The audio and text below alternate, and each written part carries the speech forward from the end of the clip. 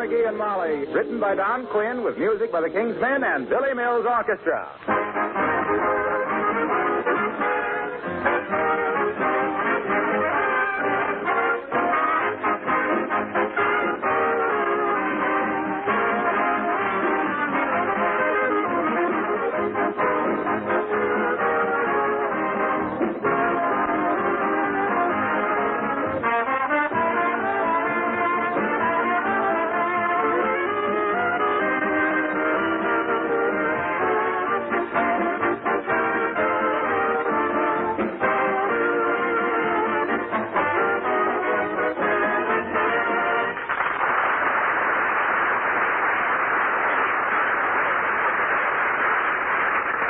I bet you if you had an uncle who was a historical character, and he was going to be glorified on a radio program in exactly 11 and a half minutes, I bet you you'd be pretty excited, too.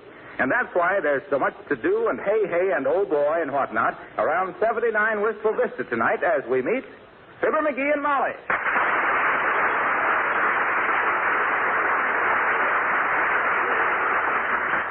What time is it, Molly? What time is it? Oh, we have 10 minutes yet, McGee. Sit down, calm yourself. Well, gee whiz. Heavenly days, it's only a radio program. Yeah, but gee whiz. It's going to be all about Uncle Sycamore, who fought in the Indian Wars and got scalped and was a hero and knew Kit Carson and Buffalo Bill as well as I know you. Better, even. How could he know them better? Well, you're still a mystery to me. Oh. What time is it now? What time is It's it? still 9 minutes before the program, and stop biting your nails. Well, gee whiz. Hadn't you better turn on the radio and let it warm up? I don't dare. I worked all day getting it fixed again, and I don't want to turn it on before I have to. What time is it now? Oh, What time? calm yourself. Huh? Calm yourself. You're as jumpy as a 1912 movie. What did your Uncle Sycamore ever do that he was such a hero? What do you mean, what did he do? Why, he was one of the greatest characters ever knew in the Wild West. I ever tell you about the time he won 14 buffalo hides, a barrel of corn meal, and a mule from Kitty Carson in a wrestling match? You mean Kit Carson? This was Kitty Carson, Kit's sister. My Uncle Syc... Hey, what time is it, Molly? What We have time? 7 minutes yet before the program. Oh, gee whiz. Incidentally, McGee, where is your Uncle Sycamore now? Last I heard of him, he was trying to get into the Marines. The Marines? Yeah. Why, your uncle must be 90 years old by now. Yeah, that's why he picked the Marines. He read someplace they were the oldest branch of the service. Hey, I guess I can turn on the radio now, Yes, huh? go ahead. Anything to keep you from hopping around like a cricket on a hot sidewalk. Well, And I hope this radio will work. Huh? We can't use the car radio in emergencies anymore, you know. Why not? No car. Oh. Let's see now. Station WVJK. That's 567 on the dial, isn't Well, it? it was before you fixed it. Heaven only knows where it is now. Well, Don't you know it's illegal to change the wavelength of a station without the government's permission? it is? Oh, my gosh. Don't tell anybody then. I don't want to. Hey, it's almost time for the program. Listen. There. I think that new tube I put in is going to work swell. I didn't know you could buy new radio tubes. I took one out of the sun lamp. It was just... This is station WBJK, the happy station. Gee whiz. Presenting The Winning of Wyoming, or The Half-Pint Man in the 10-Gallon Hat. Featuring that... Oh, now what's the matter? Oh, my gosh. Hey, get your hand off the floor lamp, Molly. The radio don't work when anybody's touching any metal in the room. Oh, dear. Give me a screwdriver or something. I'll fix it. Must be a wire loop. Give me a hairpin. No, give me a match. Give me anything. I'll see if... Oh, McGee, there's somebody at the door. Well, tell them we don't want any. Tell them we're not home. Tell them we lost our coupons and starved to death. I got to get this thing fixed quick. Now, let me see. Oh, dear. Come in. Oh, Abigail Luffington. Hello, darling. How do you do, my dear? I'm Miss McGee. Oh, hi, Uppy. What's on your mind, Abigail, dear? Well, I read in the Wistful Vista Gazette, my dear, that there was going to be a radio program tonight about Mr. McGee's Uncle Sycamore McGee. I just wanted to tell you to listen. Well, how could we hear anything anyway with people ringing our doorbell all night long? Why? I never saw it fail. You tried to hear something special on the radio, and what happened? Everything. That's what happened. McGee, mind your manners. Oh, He's a little excited about his Uncle Sycamore on the radio, Abigail. Oh, then you knew about the program tonight. Oh, indeed we did. We've been waiting all day to hear it. Look, will you two chatterfaces pipe down a minute? You got me as nervous as a switch. Just about had this thing working. All right, McGee. Look, Abigail, won't you sit down here and listen to the program with us? Oh, no, thank you, my dear. It's a Wild West sort of thing, I believe, and I simply can't stand all the shooting. My first husband was shot, you know. Oh, really? Yes, practically all the time. What's the matter? Well, Abigail was just saying that she couldn't listen with us, dearie. Shooting makes her too nervous. Oh, it does, eh? Oh, well, Hey, I got it, I believe. Listen. And as the dying rays of the sun paved the trail with gold, these hardy pioneers looked about for a place to make camp for the evening. They had traveled 20 miles from Fort Dodge. And as the peaceful campfires... Oh, I was afraid of that. I can't stand it. Let me out of here, my nerves. Oh, my gosh, there goes the radio again. Up, he slammed the door too hard. Give me another hairpin, quick. All right, but... McGee, where did you get that horse pistol? In the desk drawer. I had to get that old horse out of here some way, didn't I? I was just shooting blanks anyway.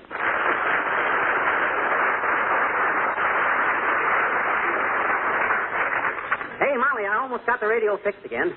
How much of the program have we lost? Only 3 or 4 minutes, McGee. Uh-huh. But even that is disheartening. Yeah.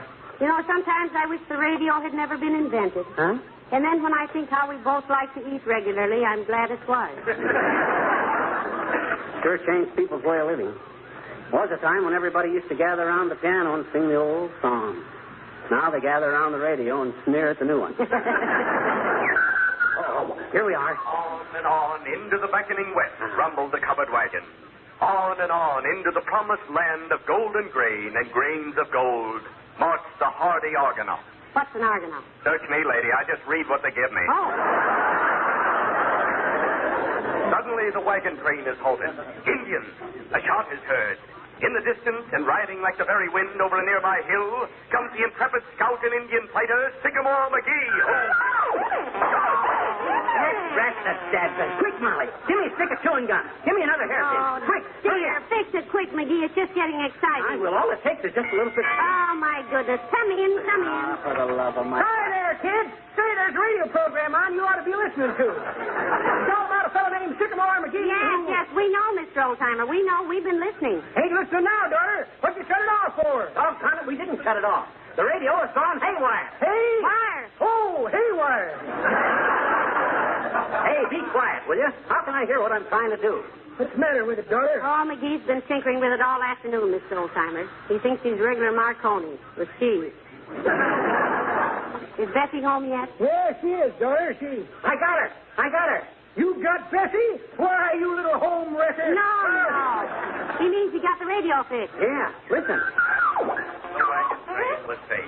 Yeah. Due to the heroic... Well, glad you got it fixed, Johnny. Sycamore McGee. No, you'd want to hear it on account of your uncle was mentioned in it. Quiet, Mr. Oldtimer. Oh, don't mind me, daughter. I kind of like these Western programs On the myself. surrounding Never hills, just read he right died here. of Hey, will you pipe down? We're trying to listen. Go right ahead, Johnny. Go right ahead. Hey, daughter, you were asking me about Bessie. And I started to catch it. Bessie's home now. Wait, you were.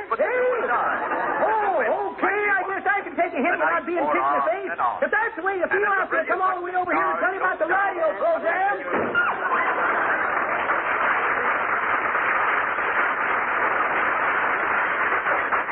McGee slammed the door so hard he threw the radio off again. That doddering old walnut puss. I'd like to tear his head off and throw it in his face. Give me another hairpin, quick. Here, take them all. I'll run up and put on a shower cap.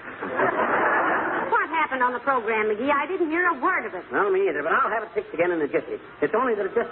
Oh, for heaven's sake, keep working, dearie. I'll get it. 79 Wistful Vista, Molly McGee speaking. Good evening. This is a radio survey. Is my radio turned on? I don't know, dearie. Hold the wire. McGee's the radio turned on? It's turned on all right, but nothing comes out. Thanks. Huh? I said thanks. For what? Never mind. Huh? Right. Hello, radio survey. Yes, our radio is turned on. Thank you. Will you please answer these 2 questions? What is your name and what is your favorite radio program? My name is Mrs. Fibber McGee. Thank you. Never mind the other question. Who was it? A radio survey. Hey, the radio. We're missing the program. Now, listen, don't get so jittery, McGee. We haven't missed but a minute or two. Hey, I got it again, I think. Yeah. And there lay Sycamore McGee with a bullet in his chest. Oh, heavenly days, they got Uncle Sycamore. Why, they couldn't have. He had 8 kids after that. There was sadness around the campfires that night.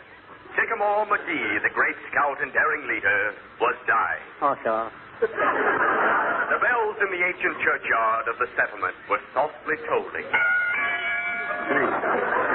Lousy sound effect. Sounds like our doorbell. It was our doorbell. Huh? It is? Oh, hey, the radio is off again. The doorbell must have short-circuited. Oh, shucks. Short-circuited. That's what I said. Oh, dear. Come in. Hi, Mister. Hi, Miss McGee. Oh, it's you. Yes. Hey, Mister, can I please listen to Win Up In with Uncle Win on your radio? Can I please, Mister? Can I? No, you can't, sis. I'm sorry. Our radio's not working right now, little girl, and anyway, we're trying to hear a program ourselves. Yeah. So run along, sis. Hey, where's the glue, Molly? Oh, never mind. I got some scotch tape. Go on, sis. Now, don't bother me. I got trouble. Well, gee, Mister, I gotta listen to Win Up In with Uncle Win on account of I sent him a dandy question, and if he uses it, he's gonna send me an encyclopedium, and if I get one, I'll let you ride on it. Let me ride on what? My encyclopedium when I get it. Look, little girl, an encyclopedia is a book. Yeah, you're thinking of a velocitude. Velocipede, McGee. Go on. Velocipede is a bug with 100 legs. No, that's a centipede, I betcha. Centipede, my clavicle. Centipede means temperature. Fahrenheit and centipede.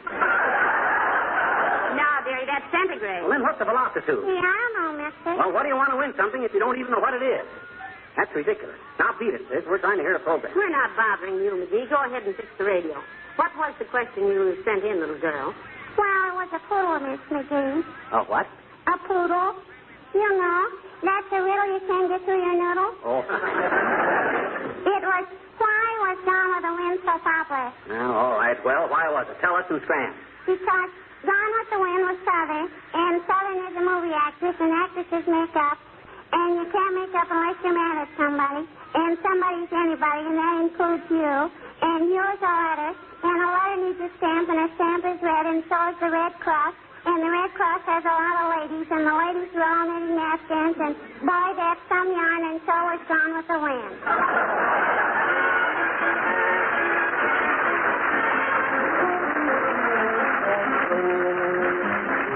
The King's Men sing, would you rather be a colonel with an eagle on your shoulder than a private with a chicken on your knee? I overheard a father ask his soldier son, now why don't you advance as other boys have done? You've been a private too long. Now tell me what's wrong. Said the soldier with a twinkle in his eye, here's the reason why. I'd rather be a private than a colonel in the army. A private has more fun when all his daily work is done. And when he goes on hikes in every town he strikes, girls discover him and they smother him with things he likes. But girlies act so shy when Colonel passes by. He holds his head so high with dignity. So would you rather be a colonel with an eagle on your shoulder than a private with a chicken on your knee? Well, colonels and majors and captains are fine with eagles and medals and buttons that shine. Corporals and sergeants and lieutenants too, all giving orders for privates to do. I ask you, what good would the colonels and majors to carry out the orders that will win the victory? So would you rather be a colonel with an eagle on your shoulder than a private with a chicken on your knee? Not me. There's nothing on his sleeve except a girl when he's on leave. And when he goes on hikes in every town he strikes, the girls discover me and they smother me with things I like. But girlies act so shy when Colonel passes by. He holds his head so high with dignity. So would you rather be a colonel with an eagle on your shoulder or a private with a chicken on your knee?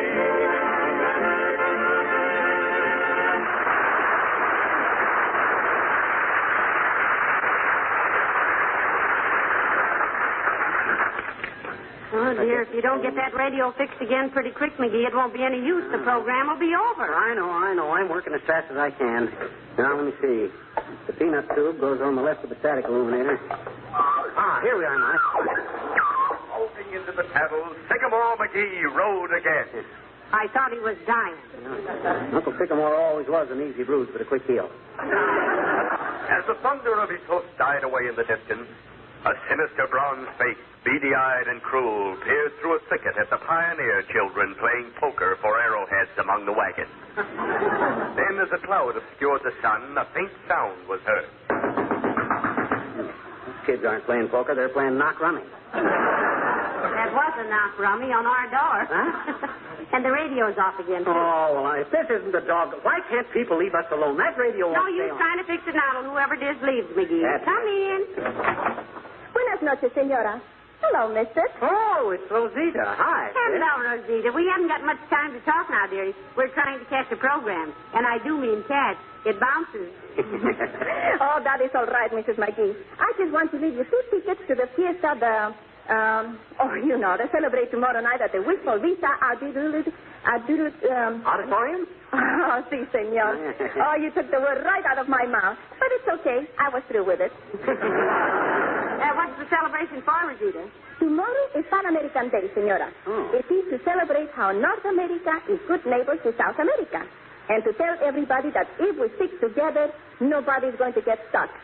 I think if North Americans were knowing South Americans good, and South Americans are knowing North Americans good, yeah, there will not be any North or South Americans. No? No. There will just be Americans. Oh, wouldn't that be wonderful? What part of South America are you from, dearie? Who, me? Oh, I'm from Peoria. You know that. I didn't mean you. I meant Rosita. Oh, I started out to be a baby in Mexico. But I have traveled all over the countries in Latin America. And every place I go, I like it better than someplace else. Well, that's great. And thanks for the tickets, Rosita. We'll go to the celebration. And you know what? No, what? Well, the way you travel around and all, it's nice to know we can look at you and see a real Pan-American. Oh, muchas gracias, senor. And it is nice for me to look at you and see a real American pan. Adios, amigo.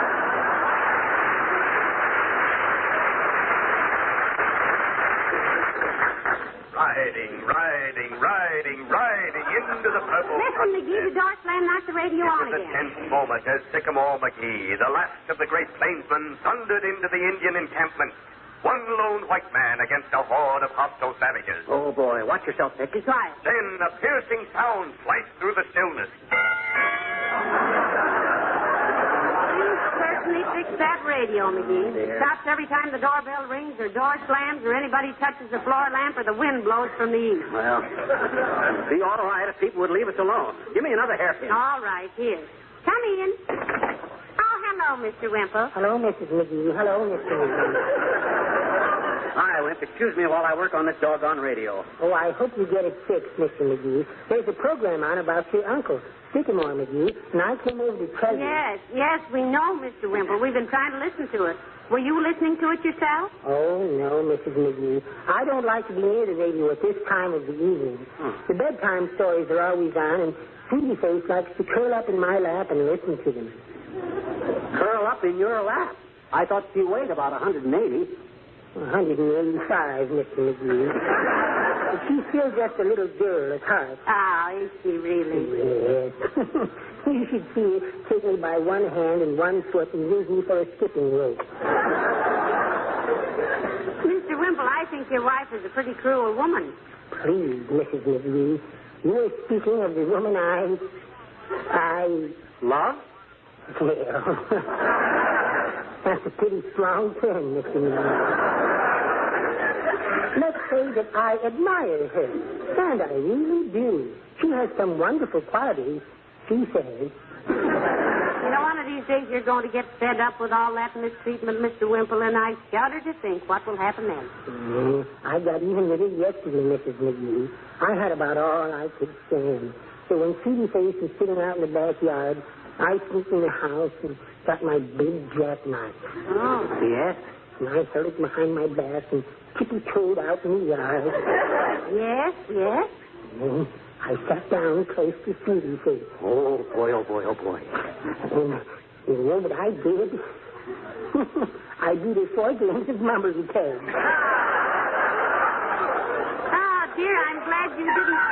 Hey, be quiet. I got the radio going again. Listen. And that concludes the saga of the winning of Wyoming. Oh. But as a special surprise for our listeners, we have in the studio with us the hero of these great exploits. that hardy old plainsman and Indian fighter himself, Sycamore McGee. Heavenly days, McGee. They got Uncle Sycamore himself down there. Quiet. We're going to ask Uncle Sycamore, as we call him, to say a few words to the radio audience. I think, Mr. McGee, if you move this floor lamp a little closer to the... No. Don't touch the floor lamp, no.